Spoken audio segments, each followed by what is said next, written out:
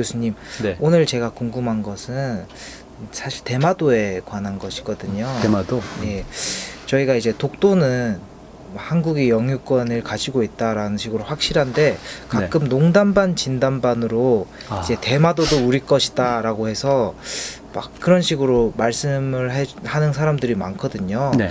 그거의 진실 여부가 좀 궁금하고, 네. 그리고 또 역사적으로 분명히 우리 땅이든 아니든 간에 대마도는 좀 특별한 위치에 있는 것 같거든요. 네. 네, 그런 것들에 대해서 오늘 궁금합니다.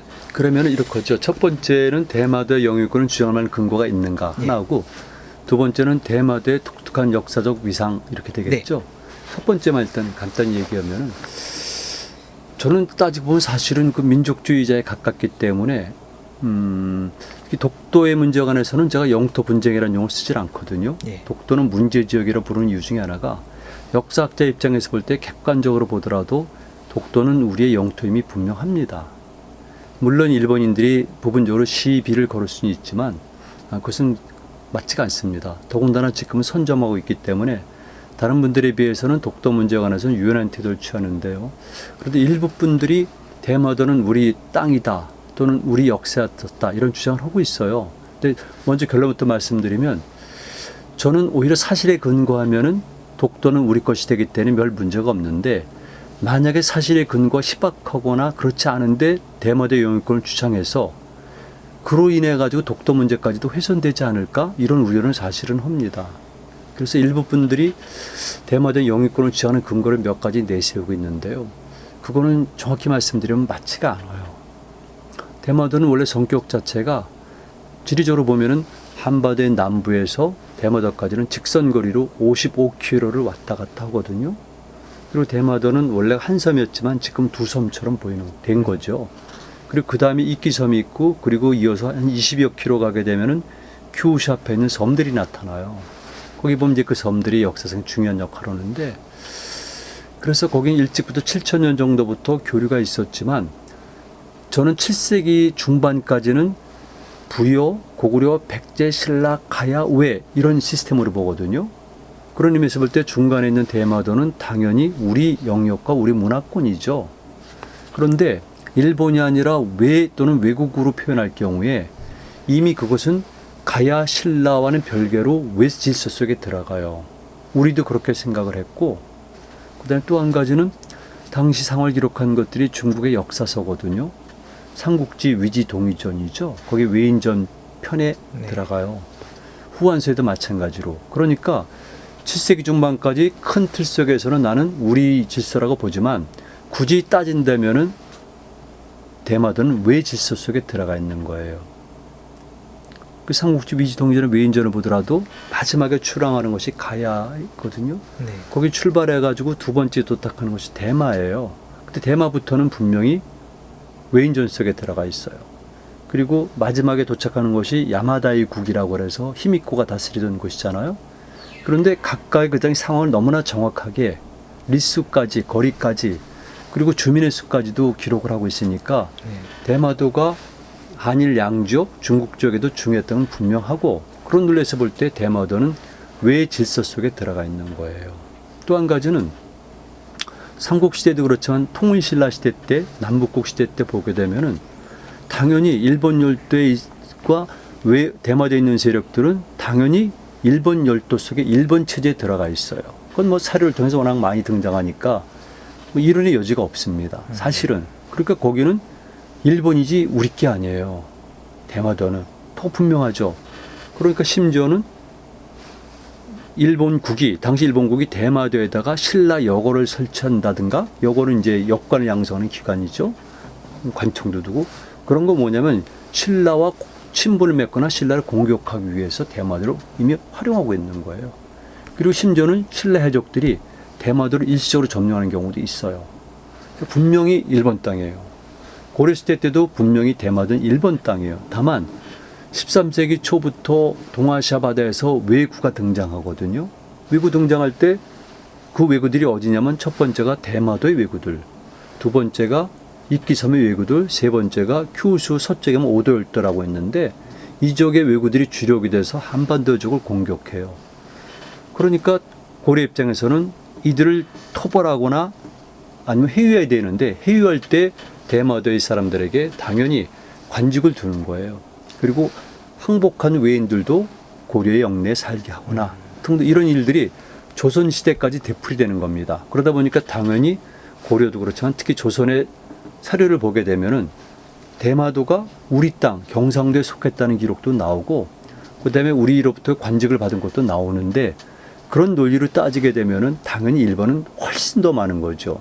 그들은 일본의 언어를 사용했어요. 그 일본의 관직을 받았고 그다음에 일본 문화를 했던 겁니다. 일단 의복부터 시작해가지고 모든 문화 일본이 다 일본이에요.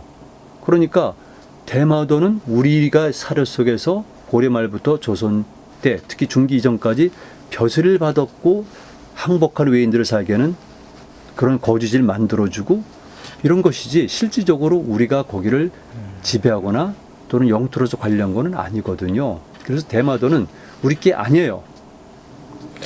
교수님, 제가 그 한 가지 궁금한 게 있는데 지리적인 관점에서 봤을 때 네.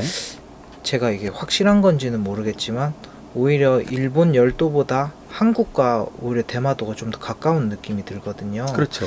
실제로 부산이나 거제도 쪽에서는 네. 날씨가 좋은 날엔 대마도가 보인다더라 네. 하는 식의 표현이 있는데 일찍부터 그런 지리적인 거리상의 이점에도 불구하고 외의 질서에 편입되었던 이유라도 혹시 있을까요? 아, 이건 굉장히 어려운 질문인데 네. 그런데 조금 전에 얘기했지만 일단 기본적으로 거기는 외국에 소속이 돼 있었어요. 네. 그리고 이제 가장 좋은 거는 결국 신라나 가야에 완벽하게 편입이 됐으면은 좋았는데 당시 가야도 신라도 백제도 외국을 자국의 영역으로 편입시키는 노력은 안 했던 거죠. 왜냐하면 외국이란 것 자체가 전체적으로 큰 갈등 관계가 없었으니까. 그런데 거기에 결정적으로 한반도의 질서와 일본 열도 질서를 나눈 것은 흔히 말하는 삼국통일전쟁이거든요. 그런데 동아시아 국제대전이란 말을 쓰고 있는데 그때 대마도가 결정이 되는 것은 일본 쪽으로 결정이 되는 거죠. 663년도에 흔히 말하는 백강전투, 백총강전투가 벌어졌잖아요.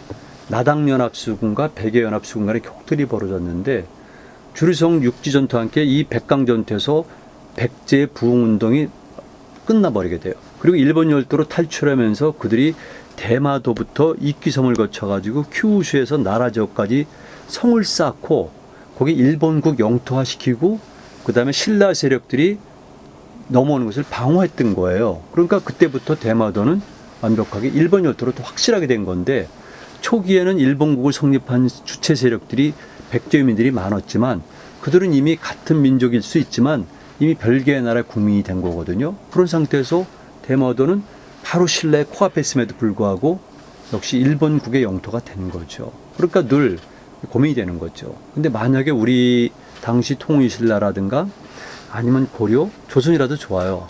이런 나라들이 대마도의 전략적 가치를 충분히 인식하고 어떤 수를 써서라도 대마도를 점령하려 했다면 그건 가능하죠.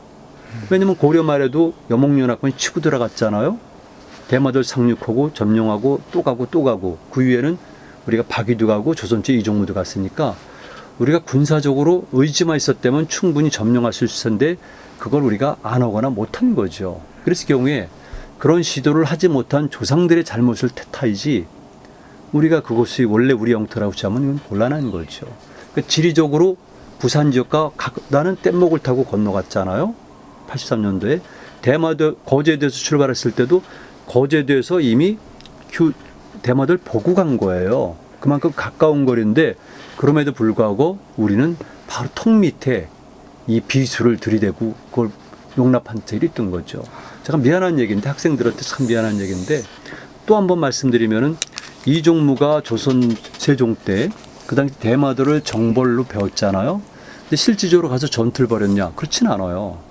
이미 그 당시 때 대마도는 사람들이 다 빠져나갔기 때문에 가서 동네배들, 즉 쉽게 말하면 동네배들 몇 척을 불살르고 온 거지 가서 정벌해가지고 대마도를 점령하고 그거는 아니죠. 역사는 사실은 그게 아닌 거예요. 그러니까 우리 조상들이 해양으로 진출하는 의지도 영토를 확정하려는 의지도 없었고 정책적으로 실현을 안 한 거예요. 늘 방어적이었던 거지.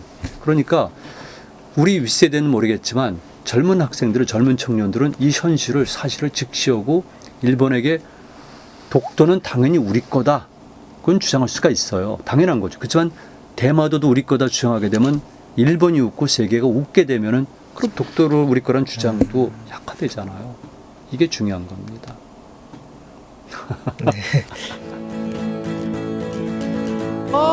몽골의 대초원 늑대와 달려가자